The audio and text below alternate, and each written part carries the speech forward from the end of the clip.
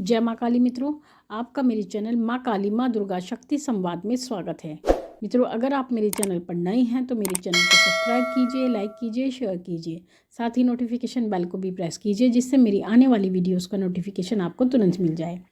मित्रों, आज का जो विषय है वो विषय ये है कि हमें अपने घर में किस प्रकार दीपक जलाना चाहिए और किस किस देवता के लिए हमें कौन से घी तेल का दीपक जलाना चाहिए और किस प्रकार की बाती का हमें प्रयोग करना चाहिए। मित्रों, जानकारी जो है बहुत ही महत्वपूर्ण है, तो इसलिए आप पूरी वीडियो सुनिएगा, तभी आपको पूरी बात समझ में आएगी। देखिए, जब हम पूजा करते हैं और पूजा जब हम प्रारंभ करते हैं तो सबसे पहले हम दीपक प्रज्वलित करते हैं, क्योंकि बिना दीपक के कोई पूजा नहीं होती है और बिना दीपक के कोई भी शक्ति उपस्थित नहीं होती है। और जो दीपक होता है वो हमारी पूजा का साक्षी होता है। कहते हैं हम जब भी कोई पूजा करते हैं तो हमें किसी न किसी को साक्षी बनाना पड़ता है, तो उसी प्रकार से जो दीपक होता है वो हमारे इष्ट और हमारे बीच का साक्षी होता है, यानी हमारा गवाह होता है हमारी पूजा का, हमारी भक्ति का। तो इसी प्रकार से हम दीपक प्रज्वलित करते हैं और शक्तियों का आह्वान करते हैं। दीपक सुबह शाम प्रज्वलित किया जाता है और शाम को तो अवश्य ही दीपक प्रज्वलित किया जाता है, क्योंकि कहते हैं जिस घर में दीपक नहीं जलता वहाँ कभी उजाला नहीं होता। तो इसलिए दीपक जलाना बहुत ही आवश्यक होता है। दीपक जलाने से हमारे घर में सकारात्मक ऊर्जा का निवास होता है, हमारे घर से नकारात्मक ऊर्जाओं का नाश होता है। इसी प्रकार से दीपक जलाने से हमारे घर में सुख समृद्धि आती है, माता लक्ष्मी का प्रवेश होता है, माँ दुर्गा के द्वारा आशीर्वाद प्राप्त होता है, हमारे पितरों का आशीर्वाद प्राप्त होता है, साथ ही अन्य देवी देवताओं का भी आशीर्वाद हमें प्राप्त होता है।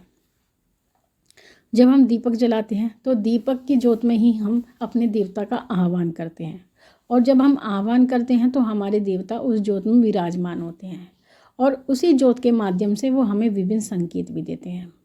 जैसे कि दीपक में फूल बनता है, और जैसे कि हमारी ज्योत तेज जलती है, जैसे हमारी ज्योत भभक कर जलती है, या हमारी ज्योत बार बार हिलती है। तो इस तरह से बहुत सारी ऐसी चीज़ें होती हैं जिनके द्वारा हमें विभिन्न विभिन्न बातें पता लगती हैं, और उस पर मैं अलग से सेपरेट वीडियो मैंने बना रखी है। बाकी अगर आपकी और कोई शंका या कोई भी परेशानी होगी या आपके मन में कोई भी ऐसी जिज्ञासा होगी तो आप मुझे बता सकते हैं, मैं उस पर वीडियो अवश्य बनाऊँगी। तो जो आज की बात हम करते हैं वो ये करते हैं कि जब हम घर में दीपक जलाते हैं तो हम एक दीपक नहीं लगाते। बहुत कम व्यक्ति होते हैं जो एक दीपक लगाते हैं, या बहुत ऐसे भी व्यक्ति होते हैं जो केवल एक ही दीपक लगाते हैं।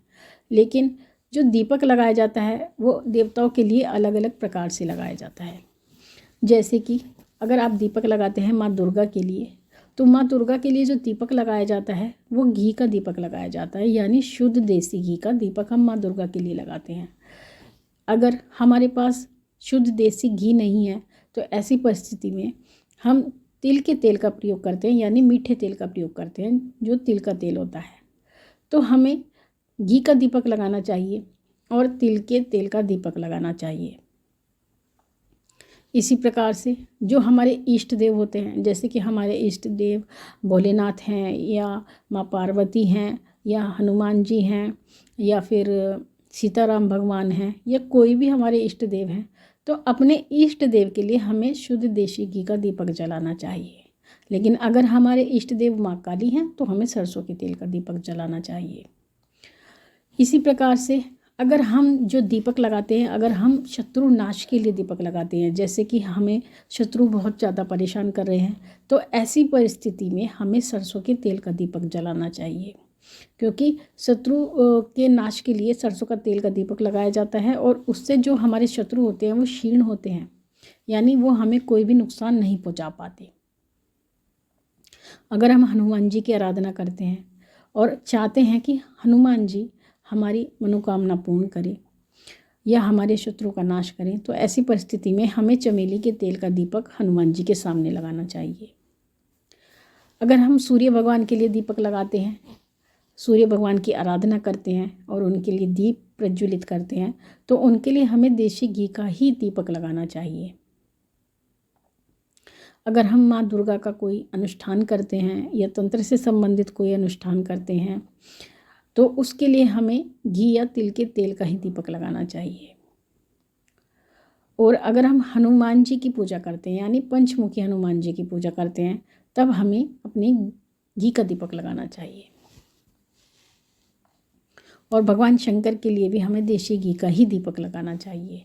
लेकिन अगर हम भैरव जी की पूजा करते हैं यानी भैरवनाथ को प्रसन्न करते हैं तो उनके लिए हमें सरसों के तेल का दीपक लगाना चाहिए।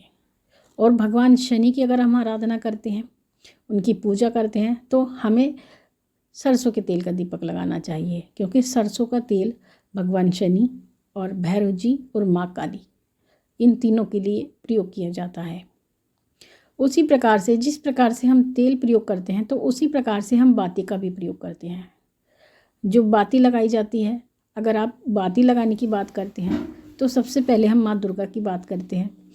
जब आप माँ दुर्गा का दीपक लगाते हैं तो उस समय पर हमें लाल बाती का प्रयोग करना चाहिए, क्योंकि माँ को लाल रंग बहुत प्रिय है। तो इसलिए हमें माँ दुर्गा का दीपक प्रज्वलित करने के लिए मौली का प्रयोग करना चाहिए, यानी कलावे की बाती जिसको कहा जाता है।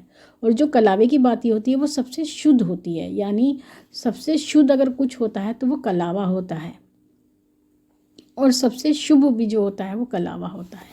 तो इसलिए हमें कलावे का प्रयोग करना चाहिए, जिसको मौली बोलते हैं। अगर आप अपने इष्ट देव का दीपक लगाते हैं तब हमें एक बाती का प्रयोग करना चाहिए, यानी एक बाती वाला दीपक लगाना चाहिए। लेकिन अगर हम चाहते हैं कि हमारे शत्रुओं का नाश हो जाए, क्योंकि जब आक्रमण होता है शत्रुओं का तो वो चारों दिशाओं से होता है, तो ऐसी परिस्थिति में हमें शत्रु नाश के लिए 4 बाती का दीपक लगाना चाहिए, जिससे हमारी चारों दिशाओं से रक्षा हो सके। अगर हम हनुमान जी को प्रसन्न करना चाहते हैं तो हमें 4 बाती का दीपक लगाना चाहिए, जो कि 4 दिशाओं में लगती है, यानी चौमुखा जिसको कहा जाता है। तो 4 बाती का दीपक लगाना चाहिए। अगर हम भगवान सूर्य को प्रसन्न करना चाहते हैं तो हमें 7 बाती का दीपक लगाना चाहिए, जिसमें 7 बाती हों। लेकिन 7 बाती का अर्थ ये नहीं कि आप 7 दिशाओं में बातियां लगाएं। 7 बाती का दीपक का अर्थ होता है, यानी 7 बातियां लेकर के हम उनको इकट्ठा करके एक बाती बना लेते हैं, तो वो 7 बाती का दीपक कहलाता है। तो हमें इस प्रकार का दीपक भगवान सूर्य के लिए लगाना चाहिए। अगर हम दुर्गा जी की आराधना कर रहे हैं, कोई तांत्रिक आराधना करते हैं या कोई बड़ा अनुष्ठान माँ के लिए कर रहे हैं, तो उस परिस्थिति में हमें 9 बाती का दीपक लगाना चाहिए, यानी 9 बाती को मिला करके जब एक बाती बनती है तो वो 9 बाती कहलाती है। तो उस बाती का हमें दीपक लगाना चाहिए। अगर हम पंचमुखी हनुमान जी की आराधना करते हैं, क्योंकि पंचमुखी हैं, पंचमुख हैं उनके, तो हमें 5 बाती का दीपक लगाना चाहिए, जो कि चमेली के तेल का होगा। इसी प्रकार से अगर हम भगवान शंकर को प्रसन्न करना चाहते हैं तो उनके लिए भी हमें 5 बाती का दीपक लगाना चाहिए, यानी 5 बाती वाला। कई बार ऐसा भी होता है कि हम उड़द के आटे का भी दीपक लगाते हैं, यानी जो उड़द का आटा होता है उसको घोल करके एक दीपक बनाया जाता है गूंथ करके। तो जो इस प्रकार का दीपक होता है वो हमें पूजा में तब प्रयोग करना पड़ता है जब हम षष्ठ कर्म कर रहे होते हैं, यानी किसी का हम उच्चाटन करते हैं, स्तंभन करते हैं, सम्मोहन करते हैं, विद्वेषण करते हैं या वंशीकरण करते हैं। तो इस प्रकार के ये षष्ठ कर्म होते हैं। अगर हम इस प्रकार का कोई अनुष्ठान कर रहे हैं तो ऐसी परिस्थिति में हमें उड़द के आटे के दीपक का प्रयोग करना होता है। और अगर हम प्रेत बाधा का निवारण कर रहे हैं तब भी ऐसी परिस्थिति में हमें उड़द के आटे का ही दीपक का प्रयोग करना होता है।